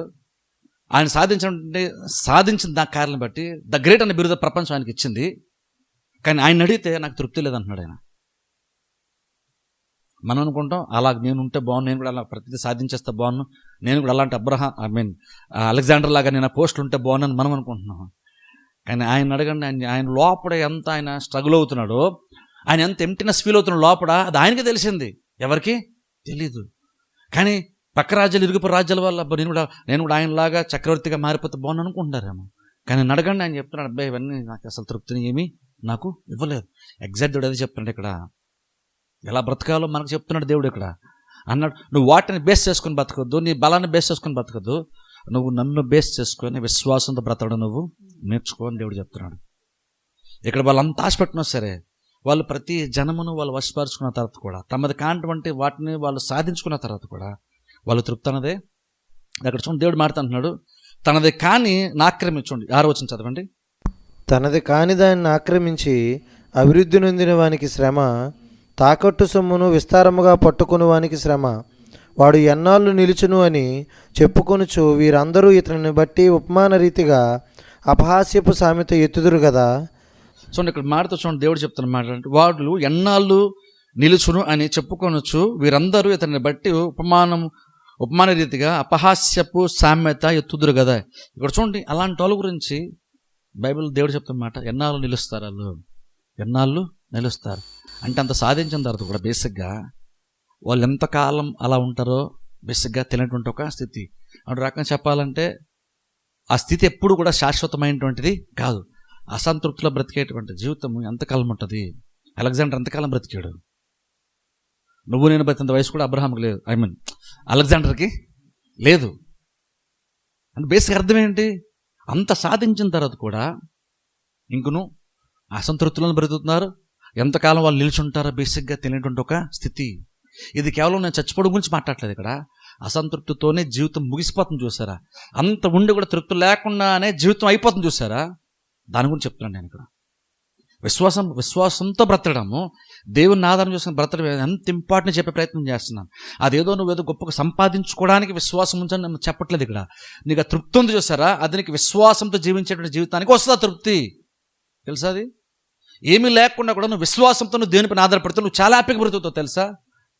నువ్వు ఇంట్లో సాధారణమైన కూర తింటూ కూడా నువ్వు హ్యాపీగా తృప్తిగా బ్రతుకుతావు. ప్రతిసారి బిర్యానీ తినాలని లేదు, ప్రతిసారి నాన్ వెజిటేరియన్ తినాలని లేదు. అలా తిన్న వాళ్ళందరూ కూడా తృప్తిగా ఉన్నారని కూడా లేదు. తింటాడు, ఇంటికి వెళ్తాడు, కానీ పడుకుంటున్నాడు లేదు కూడా మనకు తెలియదు. బేసిక్ అర్థం ఏంటంటే అక్కడ మనం వాళ్ళు ఏం తింటున్నారో చూస్తున్నాం, కానీ తిని దేని కొరకు? తృప్తి కోసం కదా తింటాం, సాటిస్ఫాక్షన్ కోసం కదా. తినేదో శుభ్రంగా పడుకోలేని కదా మనం తింటాం. మనకేమో దేవుడిచ్చింది కొంచెమైనా సరే, మనకేంటి ఇలాంటి కూరలు మనం ఎప్పుడు ఇలా తింటాం ఏంటంటే కొన్నిసార్లు మనకున్న దాని గురించి మనం సొనుక్కుంటాం. ఏదో సొనుక్కున్నాం, నీకు ఎందుకు అల్పం అనిపిస్తుంది అంటే నువ్వు వేరే వాళ్ళతో పోల్చుకున్నావు కాబట్టి నీకు అల్పం అనిపిస్తుంది. వాళ్ళు చాలా గొప్పలు అనుకుంటున్నావు, వాళ్ళు మంచిగా తింటున్నారు అని నువ్వు అనుకుంటున్నావు, పెద్ద పెద్ద హోటల్కి వెళ్ళి భోజనం చేస్తాను అనుకుంటున్నావు. కానీ వాళ్ళు తింటున్నారు కరెక్టే, కానీ వాళ్ళు తృప్తి ఉంటుందా? వాళ్ళకి రెస్ట్ ఉంటుందా? వాళ్ళ జీవితానికి వాళ్ళు హ్యాపీగా బ్రతుకుతున్నారా? మనం అది చూడట్లేదు కదా. మనం వాళ్ళలో ఉంటే బాగుంది అనుకుంటున్నాం. కానీ బైబిల్లో దేవుడు చెప్తున్నాడు, వాళ్ళు ఎన్నాళ్ళు నిలబడి ఉంటారో కూడా నిలిచి ఉంటారో కూడా తెలియనటువంటి ఒక స్థితి అది. ఇక్కడ మరణం కోసం నేను చెప్పట్లేదు, ఇక్కడ చచ్చిపోవడం గురించి మాత్రం మాట్లాడలేదు. అసంతృప్తిగా ఉండేటువంటి జీవితం ఎలా ముగిసిపోద్దో కూడా మనకి తెలియదు. బేసిక్గా ఇక్కడ కల్దీల గురించి కూడా దేవుడు మాటతో చెప్తున్న మాట ఏంటంటే వారి జీవితం కూడా అలా ఉంటుంది అంటున్నాడు. వారి జీవితం కూడా అలా ఉంటుంది అంటే బేసిక్గా ఏంటంటే అహంకారంతో బ్రతుకు బేసిక్గా ఏంటంటే అది ఎప్పుడు సడన్గా ముగిసిపోద్దు నీ అహంకారం. ఎందుకంటే చూడండి, నువ్వు చాలా సాధించినా సరే లేదా సాధించకుండా ఉన్నా సరే, నేను సాధించాను అనుకొని అందరికీ నేను చాలా స్పెషల్ అని ఏదో నీలో ఒక ప్రత్యేకతను చూసుకుని అతిశయపడుతున్నాను అనుకోని చెప్తున్నాను. ఆ లైఫ్ అని ఏ మూమెంట్లో నువ్వు నిరుత్సాహానికి గురవలసి వస్తుందో, ఏ మూమెంట్లో బహుశా నువ్వు నిలవకుండా పోతావో నీకు కూడా తెలియదు. మీకు తెలుసా, బైబిల్లో దానిలో గ్రంథం 5వ అధ్యాయం తీయొద్దులేండి, మనందరూ తెలుసు. అక్కడ బైబిల్లో కనుక మనం చూస్తే అక్కడ బెల్షస్సర్ గురించి, అక్కడ రాజు గురించి బైబిల్లో ఉంటుంది. ఆయన రోజు చాలా మంది గొప్ప గొప్పలందరినీ పిలిచి విందు చేయించాడు. విందు చేయించి ద్రాక్ష రసం తాగుతున్నాడు. చాలామంది పెద్దోళ్ళందరూ చాలామంది వచ్చారు. పెద్ద పార్టీ అరేంజ్ చేశాడు తన ప్యాలెస్లో. సరదాగా ఎంజాయ్ చేస్తాడు. సడన్గా ఆయనకి ఏమనిపించింది తెలియదు, ద్రాక్ష రసం తాగుతున్నప్పుడు ఆయనకి ఏదో మైండ్ డిస్టర్బ్ అయ్యింది అన్నాడు. అంతకుముందు వాళ్ళ తండ్రి నెబుకద్నెజర్ అనుకుంటా, ఆయన ఇంతకుముందు ఇజ్రాయెల్ మీద యుద్ధంలోకి వెళ్ళి ఆ దేవుని యొక్క మందిరం నుండి ఉపకరణాలన్నీ తీసుకొచ్చి పెట్టాడు. వాడు అన్నింటి తీసుకున్నాడు అన్నాడు. తీసుకొచ్చారు. వాటిలో ఆ దేవుని యొక్క మందిరం ఉండేటువంటి పాత్రలో ద్రాక్షరసం పోసుకొని తాగుతున్నాడు.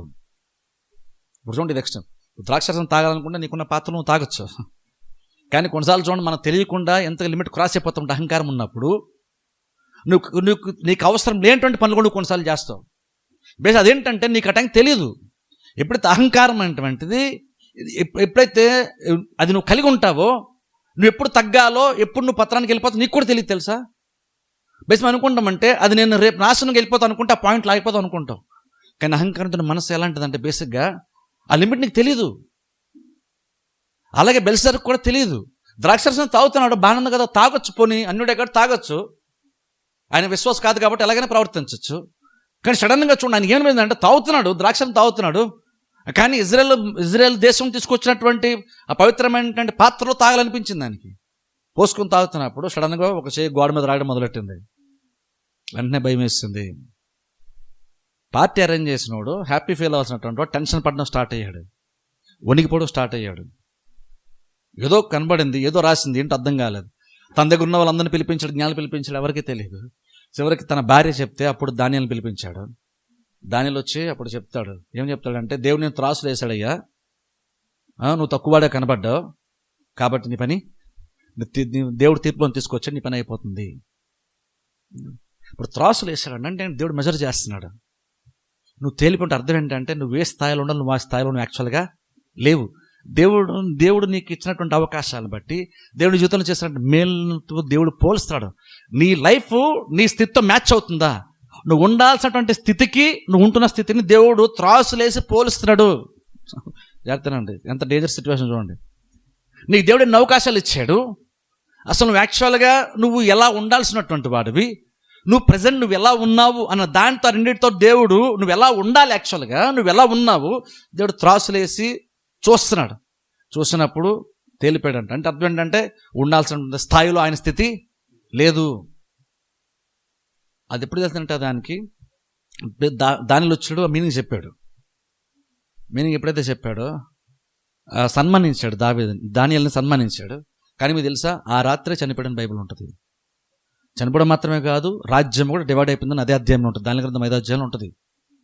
అన్ని సాధించి ఇజ్రాయెల్ దేశం మీద యుద్ధానికి వెళ్ళి సాధించినటువంటి వ్యక్తి ఎంజాయ్ చేస్తూ, లైఫ్ని ఎంజాయ్ చేస్తూ, పార్టీ చేసుకొని పెద్ద పెద్దలందరినీ పిలిపించి పార్టీ చేశాడు. సడన్గా దేవుడు మొత్తం డిస్టర్బ్ చేశాడు, పార్టీ మొత్తం క్రాష్ చేశాడు దేవుడు.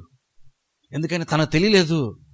ద్రాక్షరసం తాగుతున్నాడా ఓకే, కానీ ఆ లిమిట్ ఎప్పుడు దాటాడంటే, ఎప్పుడు సడన్గా మొత్తం స్థితి అంతా మారిపోయిందంటే, ఎప్పుడైతే ఇజ్రాయెల్ దేశం తెచ్చిన ఉపకరణాల్లో ద్రాక్షరసం తాగుదాము అనుకున్నాడో ఆ మొమెంట్లో ఆయన హద్దు దాటేశాడు. కానీ దాటుతాడని తెలుసా? తెలీదు. దాటేశాడు. ఆ రాత్రే చనిపోయాడు. తెలుసు మీనింగ్ అర్థంతో చనిపోయాడు.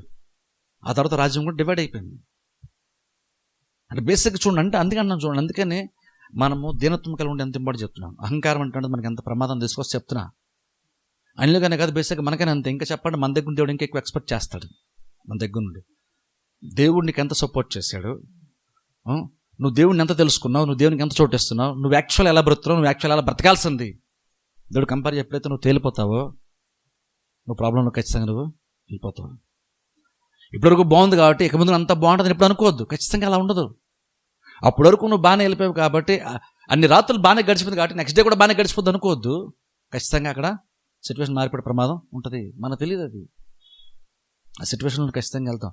అలాగా ఆ బెల్షస్సర్ రాజు వెళ్ళాడు తెలుసా. ఆ రాత్రి చనిపోవలసి వచ్చింది.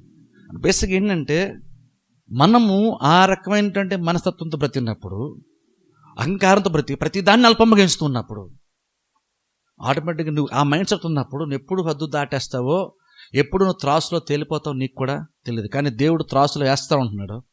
తేలే వరకు దేవుడు చూస్తున్నాడు. తేలిపోతే నీ పని అయిపోతుంది. అలా ఎక్కడ కూడా బేసిక్గా దేవుడు ఏం చెప్తున్నాడంటే, వాళ్ళు ఎంతకాలం ఉంటారో తెలియదు, అన్ని సాధిస్తారు. కానీ నేను ప్రతిదీ పరలోకం నేను గమనిస్తున్నాను, నేను చూస్తున్నాను. వాళ్ళు ఎంతకాలం నిలబడతారో ఎవరికి కూడా తెలీదు. అంటే అర్థం ఏంటంటే దేవుడు వీళ్ళకి కూడా తీర్పు తీర్చడానికి కూడా దేవుడు ఆల్రెడీ ప్లాన్ చేసేసాడు. అక్కడ వాళ్ళు కూడా అంత సాధించినటువంటి వాళ్ళు కూడా ఓ టైం వస్తే వాళ్ళు కూడా పడిపోతారంట. పడిపోయినప్పుడు సామెత కూడా పడుతుందని దేవుడు చెప్తున్నాడు. సామెత పడుతుందంట. అంటే ప్రపంచం వాళ్ళ జీవితాన్ని చూసి ఒక సామెత పడుతుంది. ప్రపంచము ఆ రాజును చూసి, ఆ రాజ్యమును చూసి, విధి విధానాలను చూసి బుద్ధి తెచ్చుకోవడానికి ఒక సామెత కూడా పడుతుందంట.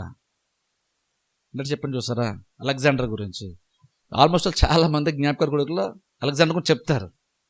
ఎందుకంటే ఒక సామెతలాగా మారిపోయింది ఆయన యొక్క లైఫ్. అలెగ్జాండర్ యొక్క లైఫ్ ప్రపంచం అంతా ఒక లెసన్ లాగా మారిపోయింది, ఒక సామెతలాగా మారిపోయింది.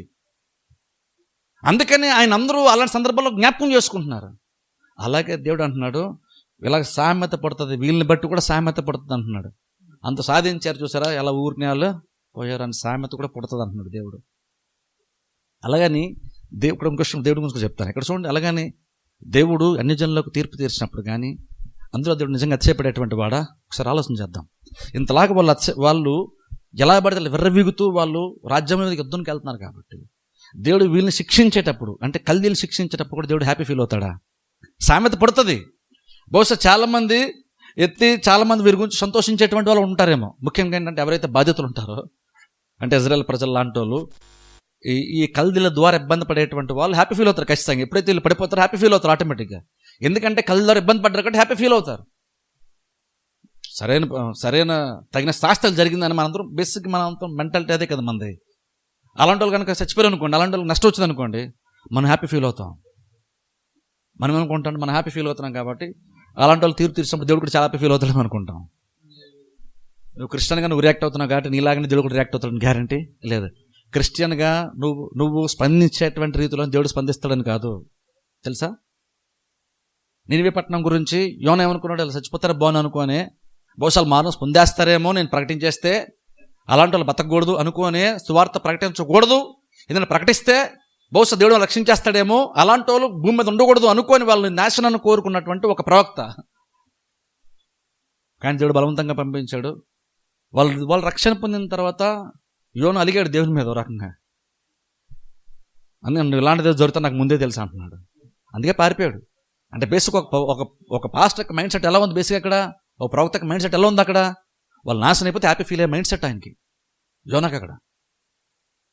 అప్పుడు దేవుడు మాట్లాడుతూ దేవుడు తన గురించి చెప్పుకొచ్చాడు. ఓ చిన్న చెట్టు మలిపింపజేశాడు, పురుగు వచ్చింది తినేసింది, దానికే మూడఫ్ అయిపోయాడు. ఇప్పుడు దేవుడు లెసన్ నేర్పించాడు. అంటే బేసిక్ అర్థం ఏంటి, దేవుడు తీర్పు తీరుస్తాడు. ఎందుకంటే ఆయన న్యాయవంతుడు కాబట్టి తీర్పులో తీర్పు తీర్చాలి కాబట్టి దేవుడు తీర్పు తీరుస్తాడు. కానీ మీకు తెలుసా, ఎంతమందిని శిక్షించినా సరే ఇంకను దేవుడు ఎప్పుడు కూడా శిక్ష యందు సంతోషించేటువంటి వాడు కాదు. బైబిల్లో కొన్ని మాటలు చూపి నేను ముగిస్తాను. చూడండి ఒకసారి ఆదికాండంలోకి వెళ్దాం. ఒకసారి దాని గురించి నేను చెప్పి ముగిస్తాను. ఆదికాండము 6వ అధ్యాయం. అక్కడ జలప్రలయం టైంలో దేవుడు అక్కడ దేవుని యొక్క ఫీలింగ్ మనం అక్కడ చూస్తాం. చూడండి దేవుడు ఏమనుకుంటున్నాడో చూద్దాం. చూడండి అక్కడ ఆదికాండము 6:6 తాను భూమి మీద నరులను చేసినందుకు యెహోవా సంతాపము నుండి తన హృదయములో నొచ్చుకొనెను. చూసారా అక్కడ చూడండి బైబిల్ చెప్తున్న మాట చూడండి. దేవుడు మనుషులు చేసినందుకంట యెహోవా సంతాపము నుండి తన హృదయములో నొచ్చుకునేను. చూడండి ఇక్కడ ఒకసారి ఆలోచించండి. అంటే మనుషుల్లాగా అయిపోయినందుకు గమనించండి. మనుషులు ఎవరి గురించి? దుర్మార్గంగా జీవించేటువంటి వాళ్ళ గురించి దేవుడు మనసు నొచ్చుకుంది. అంటే వీళ్ళు ఎలా జీవిస్తున్నారని మనసు దేవుడు బాధపడే రకంగా చెప్పాలంటే నొచ్చుకుంది. మనం అంటాం నాకు చాలా బాధ అనిపించింది లోపల అంటాం. అంటే అర్థం ఏంటి? బేసిక్గా నీకు బాధ అనిపిస్తే బేసిక్గా అర్థం ఏంటి? నువ్వు నిద్ర పట్టలేదని నువ్వు చెప్తున్నావు, లేదా నువ్వు భోంచలేదని చెప్తున్నావు, నీకు అసలు ఏమి చేయాలని నీకు అనిపించి చెప్తున్నావు. దేవుడు కూడా జలప్రలయం ముందు దేవుడు అలా ఫీల్ అయ్యాడంట. ఆలోచించండి. మనం ఎప్పుడు కూడా జలప్రలయం టైంలో దేవుడు అలా ఫీల్ అయ్యడం ఎప్పుడు అసలు బతకే మనం వాళ్ళకి ఆలోచించలేదు. దేవుడు ఇలాంటి జలప్రలయం వచ్చినప్పుడు దేవుడు చాలా హ్యాపీ ఫీల్ అవుతాడు. వీళ్ళందరూ చచ్చిపోతే దేవుడు చాలా నవ్వుకుంటాడేమో, హ్యాపీ ఫీల్ అవుతాడేమో అని మనం అనుకుంటున్నాం. కానీ మీకు తెలుసా, ప్రపంచంలో ఏ ఒక్క వ్యక్తిని కూడా న్యాయ తీర్పును బట్టి దేవుడు తీర్పు తీర్చాల్సి వచ్చి ఆ వ్యక్తికి శిక్షను కలుగజేసినా, మరణశిక్షను కలుగజేసినా సరే దేవుడు ఎప్పుడూ కూడా అందులో ఆనందాన్ని దేవుడు ఎప్పుడు కూడా పొందనే లేదు. తెలుసా, మనసు నొచ్చుకుందని ఇంకొక వాక్య భాగం కూడా మనం చూద్దాం. చూడండి ఒకసారి యేసయ్య గ్రంథంలోనికి వెళ్దాం. యెర్మీయా గ్రంథంలోకి వెళ్దాం. యెర్మీయా గ్రంథం 4వ అధ్యాయం. ఆ తర్వాత యేసయ్య గ్రంథంలోకి వెళ్దాం. యెర్మీయా గ్రంథము 4వ అధ్యాయము 19 చదువుకున్నాం. 19 నా కడుపు నా అంతరంగములో నాకెంతో వేదనగానున్నది. నా గుండె నరములు నా గుండె కొట్టుకొనుచున్నది. తాళలేను నా ప్రాణమా, బాకానాదము వినబడుచున్నది కదా, యుద్ధఘోష నీకు వినబడుచున్నది కదా. చాలు. ఇక్కడ చూడండి, ఇక్కడ దేవుడి యొక్క రియాక్షన్ ఇది యెర్మీయా యొక్క రియాక్షన్ కాదు, ఇక్కడ దేవుని యొక్క రియాక్షన్. దేవుడు చెప్తున్నాడు ఇక్కడ ఇజ్రాయెల్ ప్రజల గురించి. ఇక్కడ దేవుడు మారుతూ వాళ్ళ అవిధేయతను బట్టి దేవుడు తీర్పు తీరుస్తున్నాడు. శత్రువు వచ్చేస్తున్నాడు. శత్రువు అక్కడ యుద్ధ నాదం వినిపిస్తున్నాడు. సో యుద్ధం రెడీ అవ్వాలి ఇప్పుడు. కానీ ఆ టైంలో దేవుడు చెప్తున్న మాట, దేవుని యొక్క ఫీలింగ్ ఏంటో తెలుసా? అక్కడ దేవుడు అంటున్నాడు, నా కడుపు నా అంతరంగములు నాకెంతో వేదనగా ఉన్నది, నా గుండె నరములు నా గుండె కొట్టుకొనుచున్నది, తాళలేను అంటున్నాడు. ఎవరు? దేవుడు చెప్తున్నాడు అన్నమాట. అసలు ఆలోచించండి, దేవుడు అంటున్నాడు అన్నమాట. ఎందుకని? ఇప్పుడు త్వరలో ఇజ్రాయెల్ ప్రజలు శిక్షకు గురవుతున్నారు. శిక్ష అంటే ఊరిని దేవుడు కోపం వచ్చి శిక్షిస్తాను కాదు, న్యాయ తీర్పు. వాళ్ళు బుద్ధి చెప్పడానికి దేవుడు వాళ్ళని కొంచెం బెటర్గా మార్చడానికి, బుద్ధి చెప్తే కొంచెం బెటర్గా మారుతారు కాబట్టి బుద్ధి చెప్పడానికి శిక్షిస్తున్నాడు. కానీ ఆ శిక్షించేటప్పుడు దేవుడు నాకు ఫీలింగ్ ఏంటి? నా మాట అన్నది కాబట్టి వీళ్ళకి ఎలాగ జరగాలి అని దేవుడు శిక్ష బట్టి ఆనందించినటువంటి దేవుడు కాదు మన దేవుడు. తెలుసా, దేవుడు ప్రేమ స్వరూపం. అందుకే అంటాం శిక్షిస్తున్నాడు, శిక్షిస్తారు, ఖచ్చితంగా న్యాయ తీర్పు తీరుస్తాడు. ఇదే కాదు, ఓ టైం వస్తే చాలా మంది, కొన్ని కోట్ల మంది నరకానికి కూడా వెళ్తారు. కానీ అలాగని వాళ్ళందరూ నరకంలోకి నన్ను నమ్మలేదు కాబట్టి వీళ్ళకి ఇలాగే జరగాలి అని మనుషులంగా బహుశా క్రిస్టియన్స్ అయ్యండి మనం అనుకుంటామేమో. కానీ దేవుడు ఎప్పుడూ కూడా వాళ్ళ యొక్క మరణమందు ఆనందించేటువంటి వాడు ఖచ్చితంగా దేవుడు కానే కాదు. ఇక్కడ దేవుని యొక్క ఫీలింగ్ చూడండి. అసలు అన్నాడు, నా గుండె కొట్టుకుంటుంది, నేను భరించలేకపోతాను అన్నాడు దేవుడు. దేవుడు ఎలా కూడా ఆలోచిస్తాడా? శిక్షించేటప్పుడు, అది కూడా వాళ్ళ అవిధేయతను బట్టి శిక్షించేటప్పుడు, శిక్షకు గురి చేసేటప్పుడు దేవుడు ఎలా ఫీల్ అవుతాడా అంటే, దేవుడు చెప్తున్నాడు అలా ఫీల్ అవుతానని నాకు అలా అనిపిస్తుంది అంటున్నాడు దేవుడు. అందుకే చూడండి, యెహెజ్కేలు గ్రంథంలో మాట 33:11 చదవండి. యెహెజ్కేలు గ్రంథం 33:11 కాగా వారితో ఇట్లనుము, నా జీవము తోడు దుర్మార్గుడు మరణము నొందుట వలన నాకు సంతోషం లేదు. సరే, దుర్మార్గుడు మరణము నొందుట వలన నాకు సంతోషము లేదు. దుర్మార్గుడు తన దుర్మార్గతను మరలి బ్రతుకుట వలన నాకు ఎంతో సంతోషము కలుగును. కాబట్టి ఇశ్రాయేలీయులారా మనస్సు త్రిప్పుకొనుడి, మీ దుర్మార్గత నుండి మరలి మనస్సు త్రిప్పుకొనుడి, మీరెందుకు మరణము నొందుదురు. చూసారా, చాలు. సో ఇక్కడ దేవుడు మాట చెప్తున్నాడు చూడండి. అంటున్నాడు, నా జీవముతోడు దుర్మార్గుడు మరణము నొందుట వలన నాకు సంతోషమే లేదు. చచ్చిపోవడం నాకు చూడండి, ఇక్కడ మంచోళ్ళు చచ్చిపోవడం కాదు, దుర్మార్గులు చచ్చిపోవడం నాకు సంతోషం లేదు అంటున్నాడు. మనం ఉంటాం దుర్మార్గులు అందరూ చచ్చిపోవాలంటాం. అలాంటి అందరినీ పోలీసులు ఎన్కౌంటర్ చేసేయాలంటాం. చేస్తే మనందరం హ్యాపీ ఫీల్ అవుతాం. కానీ దేవుడు చెప్తున్నాడు చూడండి, దేవుడు అంటున్నాడు దుర్మార్గులు చచ్చిపోవడం కూడా అసలు అందులో నేను అసలు నాకు సంతోషం ఉంటుంది అంటున్నాడు దేవుడు. మరి దేవుడు ఎందులో సంతోషపడతాడండి అంటే, వాళ్ళు అన్యాయం చేసుకుంటే వెళ్ళిపోయిన సంతోషపడతాడు అంటే కాదు. దుర్మార్గుడు తన దుర్మార్గత నుండి వాడు మారు మనసు పొంది తిరిగితే నేను హ్యాపీ ఫీల్ అవుతాను. దుర్మార్గుడు చచ్చిపోయాడు కాబట్టి పేడ వదిలేసింది, అది తగిన శాస్తి జరిగింది అని నేను హ్యాపీ ఫీల్ అయ్యాను కాదు. కానీ న్యాయ తీర్పు తీర్చాల్సి వస్తుంది కాబట్టి కొన్నిసార్లు అలాంటి నిర్ణయాలు తీసుకోవాల్సి వస్తుంది. కానీ అలా నిర్ణయాలు సంతోషిస్తానా అంటే దేవుడు అంటే నా అందరూ సంతోషించేటువంటి వాడిని కాదు. ఎందుకు సంతోషిస్తానంటే నేను శిక్షించినప్పుడు కూడా ఇప్పటికన్నా వాళ్ళు తెలుసుకొని ఆ శిక్షను బట్టి తెలుసుకొని మారు మనసు పొంది నా దగ్గరికి తిరిగి వస్తారేమో, నా పైన ఆధారపడతారేమో, నేను మారు మనసు పొందితేనే హ్యాపీ ఫీల్ అవుతాను అంటున్నాడు దేవుడు. శిక్షణ పడినప్పుడు కాదు దేవుడు హ్యాపీ ఫీల్ అయ్యేది, వాళ్ళు ఒక వ్యక్తి మారు మనసు పొందినప్పుడు దేవుడు హ్యాపీ ఫీల్ అవుతాడు. అందుకని హబ్బక్కు గ్రంథంలో కూడా దేవుడు నేను వాళ్ళని కూడా శిక్షిస్తానన్నప్పుడు దేవుడు కంటూ ఏదో ఈగో వచ్చేసింది, ఆ ఈగో సాటిస్ఫై చేసుకోవడానికి దేవుడు కూడా ఈ కల్దీలందరినీ కూడా ఆయన కూడా ఒక టైం వచ్చి నిర్మూలన చేస్తానని చెప్తున్నాడు అని దేవుడు మనుషుల్లాగా ప్రవర్తించట్లేదు. దేవుడు అలాంటోడు యాక్చువల్గా కాదు. ఎందుకంటే చూడండి, ఎప్పుడైనా సరే మనం గుర్తుపెట్టుకోవాలి, మనం ఎవరికైనా సువార్త చెప్పినా సరే ఏం చేస్తే గుర్తుపెట్టుకోవాలి. నువ్వు నరకం గురించి నువ్వు ఆలోచించేటప్పుడు నువ్వు పరలోకం గురించి కూడా గుర్తుపెట్టుకోవాలి. బేసిక్ సువార్త చెప్పిన అలా చెప్పాలి తెలుసా, నరకం నువ్వు చెప్పినప్పుడు ఖచ్చితంగా పరలోకం గురించి చెప్పుకుని నరకాన్ని చెప్పకూడదు. మనం సువార్త చెప్పాలంటే బేసిక్గా నువ్వు నమ్మకపోతే నరకాన్ని పోతావు అని చెప్పి ఆపేయకూడదు. ఎందుకంటే బేసిక్ అది కాదు. నువ్వు నరకం గురించి మాట్లాడు కానీ పరలోకం గురించి చెప్పకుండా నువ్వు ఆపకూడదు. నువ్వు శిక్ష గురించి మాట్లాడు కానీ దేవుని యొక్క ప్రేమ గురించి చెప్పకుండా నువ్వు వాక్యాన్ని ముగించనే కూడదు. బే సువార్తలో అది ఉంది. సువార్తలో నరకం ఉందా అంటే ఖచ్చితంగా నరకం గురించి చెప్పకుండా సువార్త లేదు. కాబట్టి ఖచ్చితంగా నరకం గురించి మనం చెప్పాల్సిందే. కానీ నరకం చెప్తున్నాను, అదే టైంలో పరలోకం గురించి కూడా మనం చెప్తాం. నువ్వు శిక్ష నుండి తప్పించుకోవాలంటే దేవుడు వేసిన అడ్డుకట్ట ఏంటో చెప్తావు, తప్పించుకోవడానికి ఉన్న మార్గం ఏంటో ఖచ్చితంగా మనం చెప్పే తీరాలి. ఎందుకంటే యాక్చువల్గా దేవుని యొక్క మనస్సు అందులో ఉంది. దుర్మార్గందరూ చచ్చిపోతారు అన్న దాంట్లో దేవుడు హ్యాపీనెస్ లేదు, వాళ్ళందరూ మనసు పొందడం దేవుడు హ్యాపీ ఫీల్ అవుతున్నాడు. అప్పుడు బేసిక్గా సువార్త అంటే బేసిక్ ఏంటి, నువ్వు నమ్మపోతే పోతావు అన్నది కాదు సువార్త. నమ్మపోతే చనిపోతావు, కానీ నువ్వు తప్పించుకునే అవకాశం నీకు ఉంది. నువ్వు చావాల్సిన అవసరమే యాక్చువల్గా లేదు, నువ్వు నరకానికి వెళ్ళాల్సిన అవసరం లేదు. ఎందుకంటే దేవుడు లోకాన్ని ప్రేమించాడు, తన కుమారుని పంపించాడు, రక్షణ ఉంది, నీకు పరలోకము ఉంది. ఎందుకంటే మారు మనసు పొందడం కోసం సువార్త చెప్పాలి, మారు మనసు పొందడం కోసం సువార్త చెప్పాలి. అదే ఇక్కడ దేవుడు అది ఎగ్జాక్ట్ అదే చెప్తున్నాడు. దుర్మార్గులు చచ్చిపోతే నాకు అందులో ఏమానందం ఉంటుంది, వాళ్ళు మారు మనసు పొందితే నేను అందులో నేను ఆనందిస్తానని దేవుడు చెప్తున్నాడు. అందుకని బేసిక్ రోమపత్రికలో కూడా మాట ఉంది, చివరిగా చదువుకొని ముగించుకుందాం. రోమపత్రిక 2:4 మాట ఉంది, చదవండి. రోమపత్రిక 4 మాట ఉంది. రోమపత్రిక 2:4. దేవుని అనుగ్రహము మారు మనస్సు పొందుటకు నిన్ను ప్రేరేపించుచున్నదని ఎరుగక ఆయన అనుగ్రహ ఐశ్వర్యమును సహనమును దీర్ఘశాంతమును తృణీకరించుదువా. ఒకసారి మళ్ళీ 2:4 ఒకసారి మళ్ళీ స్టార్టింగ్ లైన్. దేవుని అనుగ్రహము మారు మనస్సు పొందుటకు నిన్ను ప్రేరేపించుచున్నది. దేవుని యొక్క అనుగ్రహము అంటే దేవుని యొక్క మంచితనము, దేవుని యొక్క దయ ఏం చేస్తుందంట, మారు మనసు పొందడం మనల్ని ప్రేరేపిస్తుందంట. అంటే బేసిక్గా దేవుడు ఒక వ్యక్తి మారు పొందాలని ఎలా పొందాలని దేవుడు ఆశపడతాను తెలుసా. నీ కాళ్ళు చేతులు ఎరగొట్టి నిన్ను మార్చాలని దేవుడు ప్రయత్నం చేయట్లేదు. తన కనికరాన్ని చూపించి, తన ప్రేమను చూపించి నిన్ను మార్చే ప్రయత్నం దేవుడు చేస్తున్నాడు.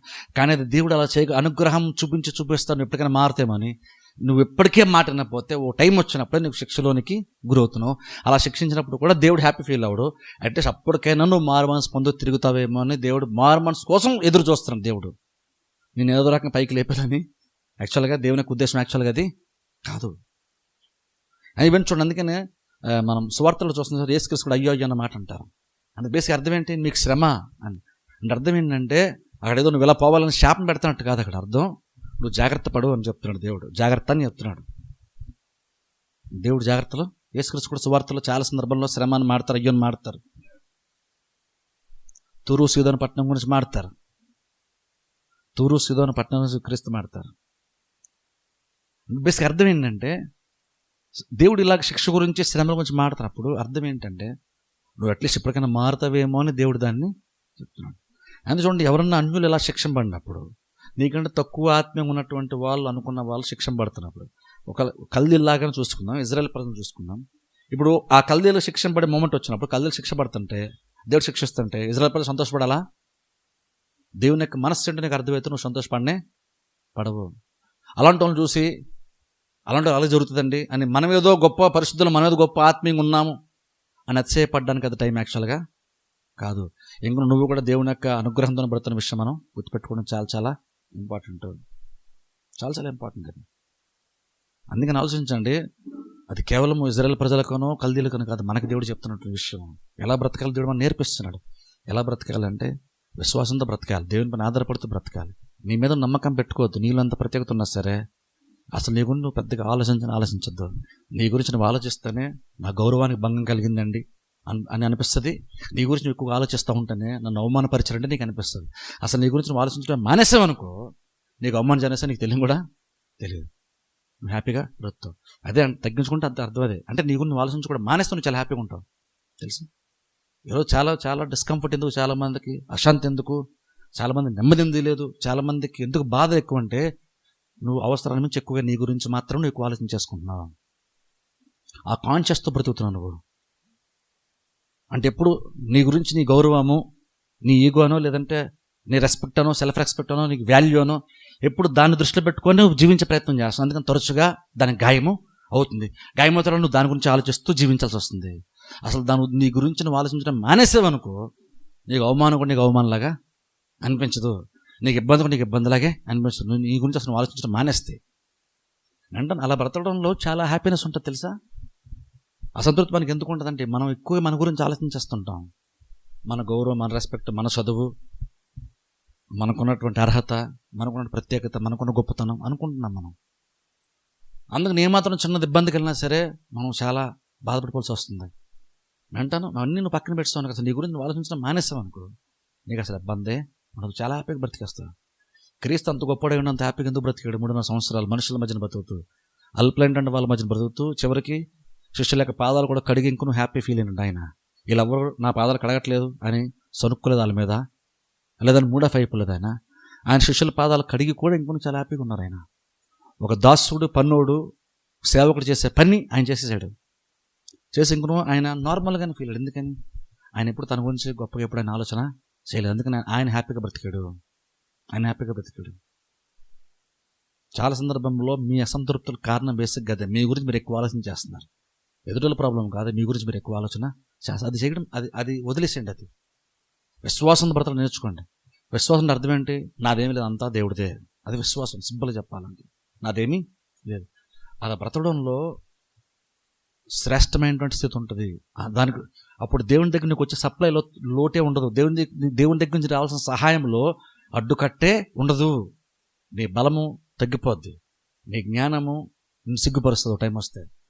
కానీ దేవుడి మీద నువ్వు ఆధారపడి బ్రతితే నీకు ఏది కావాలన్నా సరే ఆటంకం లేకుండా సపోర్ట్ వచ్చేటువంటి ఆయన మీద నువ్వు ఆధారపడుతున్నావు.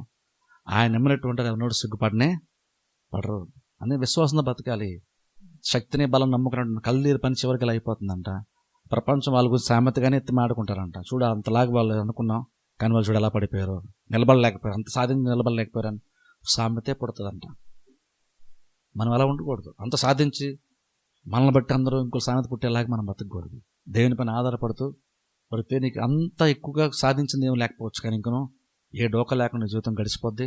తృప్తికరమైన స్థితిలో మనం బ్రతుకుతాం. అందుకని ప్రజలు నీతి మంత్రి విశ్వాసం మూలంగా లభిస్తుంది. ప్రార్థన చేస్తాం. అందరూ తల వంచి కళ్ళు మూసుకుని నేను చిన్న ప్రార్థన చేస్తాను. మమ్మల్ని మిక్కిలిగా ప్రేమిస్తాను మా పరమ తండ్రి, పరిశుద్ధ దేవా, మీకు వందనాలు. రాత్రికాల సమయంలో మీరు ఇచ్చిన మాటలను బట్టి ప్రభా మీకు స్తోత్రాలు తండ్రి. మేము ప్రభా ఈ లోకంలో ఎలా బ్రతకాలో మాకు తెలియజేస్తున్నావు, నేర్పిస్తున్నావు తండ్రి. సంతోషంతో, సమాధానంతో, తృప్తిగా ఎలా బ్రతకాలో ప్రభా తెలియజేస్తున్నావు. మా తృప్తిని ప్రభా, మా జీవితంలో తృప్తి, ఆనందాన్ని, సుఖాన్ని, నెమ్మదిని ప్రభా నిన్ను బట్టి మాత్రమే పొందుకుంటామని గ్రహింపుతో మా సొంత చిత్తాన్ని ప్రభా పక్కన పెట్టేసి, మా సొంత ఇష్టాన్ని పక్కన పెట్టేసి ప్రభా మీ పైన ఆధారపడుతూ మీ చేతి కింద ప్రభా ధ్యాన మనసు కలిగి మమ్మల్ని తగ్గించుకుంటూ ప్రభా సంతోషముతో, నెమ్మదితో, తృప్తితో బ్రతికేటువంటి స్థితిని మాకు దయచేయమని ప్రార్థిస్తున్నాము ప్రభా. తృప్తి లేనప్పుడు ప్రభా మాకు ఎంత సంపద ఉన్నా సరే అంత వ్యర్థం ప్రభా. అందుని బట్టి ప్రభా మేము మిమ్మల్ని కలిగేటువంటి జీవితంలో ఉండడానికి సహాయం చేయండి. మీరు మా జీవితంలో ఉన్నారు లేదా మాత్రమే చూసుకుని బ్రతికేటువంటి స్థితిని మాకు దయచేయమని ప్రార్థిస్తున్నాం. నువ్వు దేనైనా చేయగల దేవుడవు ప్రభా, సమర్థుడవు, తృప్తినిచ్చేటువంటి దేవుడవు ప్రభా. యెహోవా నా కాపరి, నాకు లేమి కలగదు. పచ్చిగల చోట్ల నన్ను పరుండ చేయుచున్నాడు, శాంతికరమైన జన్మను నడిపిస్తున్నాడని ప్రభా దావీదు చెప్పాడు తండ్రి. మేము కూడా ప్రభా మిమ్మల్ని వెంబడిస్తూ ప్రభా మీరు ఇచ్చేటువంటి నెమ్మదిని, మీరు ఇచ్చేటువంటి శాంతిని, సమాధానాన్ని, తృప్తిని, సంతోషాన్ని అనుభవించడానికి మాకు సహాయం చేయమని ప్రార్థిస్తున్నాం. ఎంతమంది అయితే ప్రభా ధనం వెనకాల, వేరే వేరే కాయల వెనకాల ప్రభా పరిగెడుతున్నారో, ఇక్కడ నేను ప్రభా మీ యొక్క గొప్పతనం ఏంటో, ప్రత్యేకత ఏంటో తెలుసుకొని, తృప్తి ఎందులో ఉంటుందో తెలుసుకొని ప్రభా మిమ్మల్ని అనుసరించేటువంటి స్థితిని ప్రతి వారికి కూడా మీరు దయచేయమని ప్రార్థిస్తున్నాం. మాలో ఎంత ప్రత్యేకత ఉన్నప్పటికీ ప్రభా మమ్మల్ని బట్టి అతిశయపడకుండా ప్రభా మీ నుంచినటువంటి విశ్వాసాన్ని బట్టి మాత్రమే ప్రభా మేము బ్రతికేటువంటి స్థితిని మాకు దయచేయమని ప్రార్థిస్తున్నాం. ఏ మాటలైతే ప్రభా మీరు మాకు బోధించారో వాటిని బట్టి బ్రతికేటువంటి స్థితిని మాకు నేర్పించండి, నడిపించమని ప్రార్థిస్తున్నాం. వచ్చిన ప్రతి బిడ్డని వారి కుటుంబాలని దీవించండి, ఆశీర్వదించండి. స్వస్థత, ఆరోగ్యం, ఆశు బిడ్డలకు మీరు దయచేయండి. ఇప్పుడు వెలుచుండగా మార్గమంతలో తోడుకుండమని యేసుక్రీస్తు నామమున ప్రార్థిస్తున్నాం మా పరమ తండ్రి. ఆమేన్.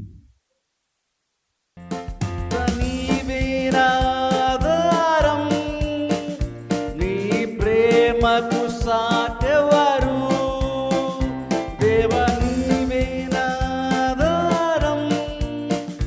నీ ప్రేమకు సాటెవరు నా జీవిత కాలమంతా నిన్ను